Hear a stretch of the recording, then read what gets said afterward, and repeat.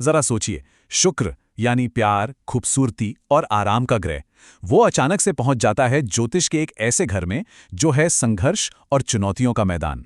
तो सवाल ये उठता है कि क्या ये रिश्तों में किसी बड़ी तबाही का इशारा है, या फिर इसमें कोई छुपी हुई, कोई अनएक्सपेक्टेड ताकत का राज है। चलिए आज ज्योतिष की सबसे दिलचस्प प्लेसमेंट्स में से एक को गहराई से समझते हैं। तो चलिए इस सवाल की जड़ तक चलते हैं। देखिए, एक तरफ है शुक्र, जो प्यार, सुकून और खूबसूरती का प्रतीक है, और दूसरी तरफ है छठा भाव।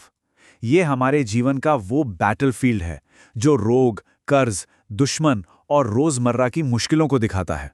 अब जब ये दो बिल्कुल अलग दुनियाएं टकराती हैं ना, तो नतीजा वाकई एक बहुत ही फैसिनेटिंग पैराडॉक्स होता है। तो आज हम क्या क्या समझने वाले हैं? हम देखेंगे छठे भाव में शुक्र का एक इंट्रोडक्शन, इसके पॉजिटिव और नेगेटिव इफेक्ट्स क्या हैं, फिर थोड़ा डीप डाइव करेंगे ज्योतिष की नज़र से, कुछ सिंपल उपाय भी जानेंगे और आखिर में एक फाइनल कंक्लूजन पर पहुंचेंगे। तो चलिए शुरू करते हैं। छठे भाव में शुक्र का होना सच में ज्योतिष का एक बहुत ही दिलचस्प विरोधाभास है। ये वो जगह है जहां कोमलता का सामना सीधे सीधे कठोरता से होता है। अच्छा, तो सबसे पहले ये समझना बहुत जरूरी है कि आखिर ये छठा भाव है क्या। देखिए, ज्योतिष में ना इसे दुस्थान में से एक माना जाता है। दुस्थान मतलब एक चैलेंजिंग घर। ये असल में हमारे जीवन की मुश्किलों को दिखाता है। बीमारियां, कर्ज, हमारे विरोधी, या फिर हमारी रोज की भागदौड़ और नौकरी पेशा, मतलब सर्विस। अब यहां पर ये जो टकराव है ना, वो बिल्कुल साफ साफ दिखता है। शुक्र के गुण हैं प्यार, खूबसूरती, आराम, और छठे भाव के विषय हैं दुश्मन, बीमारियां और संघर्ष। ये तो बिल्कुल ही दो अलग दुनियाएं हैं। तो सबसे बड़ा सवाल यही है, जब आराम का ग्रह संघर्ष के घर में रहने को मजबूर हो जाए तो होता क्या है। और मजे की बात यह है कि यहीं से इस प्लेसमेंट की छुपी हुई ताकत सामने आती है। ऐसा बिल्कुल नहीं है कि ये स्थिति सिर्फ नेगेटिव है, और अगर इसे सही से समझा जाए ना, तो ये इंसान को कुछ बहुत ही यूनिक और बेहतरीन एबिलिटीज भी दे सकती है। इस प्लेसमेंट का सबसे बड़ा पॉजिटिव इफेक्ट बताया गया है, वो है कूटनीतिक क्षमता। ऐसे लोगों में ना अपनी मीठी बातों और अच्छे व्यवहार से बड़े से बड़े दुश्मन का भी दिल जीत लेने की काबिलियत होती है। मतलब विवादों को शांति से निपटाने की एक गजब की कला होती है इनमें। और फायदे बस यहीं खत्म नहीं होते। ऐसे लोग दूसरों की सेवा करने में, उनकी मदद करने में एक सच्ची खुशी महसूस करते हैं, जो उन्हें मेडिकल जैसे फील्ड्स में बहुत सफल बना सकती है। वो अपने रोज के एकदम साधारण काम में भी कला और क्रिएटिविटी घोल देते हैं, जिसकी वजह से वो फैशन या वेलनेस इंडस्ट्री में चमक सकते हैं। मुश्किलें आने पर ये टूटते नहीं हैं, बल्कि उन्हें एक अलग ही एलिगेंस, एक सलीके से हैंडल करते हैं। और हाँ, नेचुरली उन्हें अपनी सेहत, फिटनेस और स्किन केयर में भी गहरी दिलचस्पी होती है। चलिए अब जरा सिक्के का दूसरा पहलू भी देख लेते हैं, यानी इसके नेगेटिव इफेक्ट्स। पर हाँ, ये ध्यान रखना बहुत जरूरी है कि ये प्रभाव तब ज्यादा उभर कर आते हैं जब कुंडली में शुक्र कमजोर हो या किसी बुरे ग्रह के प्रभाव में हो। तो पहली चुनौती आ सकती है प्रेम संबंधों में। हो सकता है वर्क प्लेस पे कोई रोमांस या कोई छिपा हुआ रिश्ता परेशानियां खड़ी कर दे। सेहत की बात करें तो स्किन प्रॉब्लम्स या हार्मोनल इम्बैलेंस एक चिंता का विषय बन सकते हैं।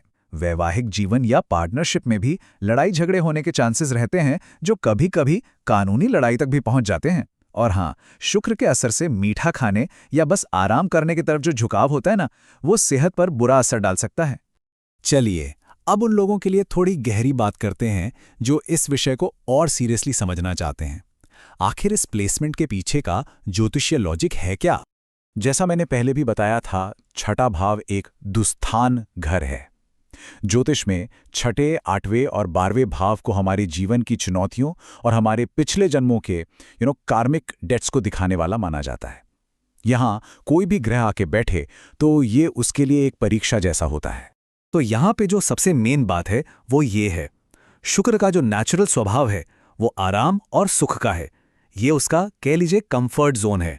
लेकिन छठा भाव उसे उस कंफर्ट जोन से बाहर धकेलता है और उसे संघर्ष, सेवा और अनुशासन के एक ग्रोथ जोन में जाने पर मजबूर करता है। ये एक ऐसी प्रोसेस है जहां इंसान को सीखने और ग्रो करने के लिए मजबूर होना ही पड़ता है। और इसमें शुक्र की अपनी ताकत भी बहुत मायने रखती है। अगर कुंडली में शुक्र मजबूत है तो इंसान अपने चार्म से दुश्मनों पर भी जीत हासिल कर लेता है।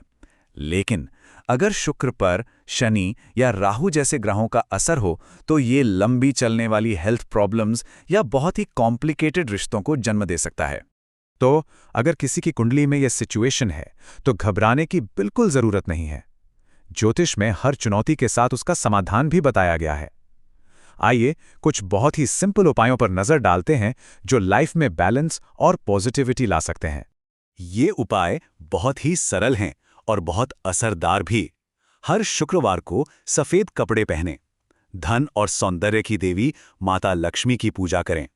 जरूरतमंद लोगों को मिठाई या सफेद कपड़े दान करने से शुक्र मजबूत होता है। और सबसे जरूरी, अपनी दिनचर्या को डिसिप्लिन रखें। और इस बात को मैं फिर से दोहराना चाहूंगा क्योंकि ये सच में बहुत बहुत जरूरी है। छठे भाव में शुक्र के लिए जो सबसे पावरफुल उपाय है ना, वो बेहद सिंपल है। एक डिसिप्लिन डेली रूटीन। जैसे ही हम अपनी रोजमर्रा की जिंदगी में एक डिसिप्लिन, एक व्यवस्था ले आते हैं तो छठे भाव की जो वो पुथल पुथल वाली एनर्जी है वो अपने आप कंट्रोल में आ जाती है। तो अंत में हम किस कंक्लूजन पर पहुंचते हैं? देखिए, छठे भाव में शुक्र का होना कोई श्राप नहीं है, बल्कि ये एक बहुत गहरी सीख है। ये हमें सिखाता है कि संघर्ष को भी खूबसूरती में कैसे बदला जाए। ये प्लेसमेंट हमें सिखाती है कि सच्चा प्यार सिर्फ रोमांस नहीं होता, ये सेवा है, धैर्य है और संतुलन है। जब हम अपने रिश्तों और अपनी जिंदगी में सेवा का भाव ले आते हैं तो शुक्र की जो एनर्जी है वो सही दिशा में काम करने लगती है। तो याद रखिए, अगर इस ज्योतिषीय स्थिति के गहरे मतलब को समझ लिया जाए तो कोई भी इंसान अपने जीवन की सबसे बड़ी चुनौतियों को भी एक खूबसूरत एक्सपीरियंस में बदल सकता है। और यही इस विरोधाभासी योग का अंतिम रहस्य है।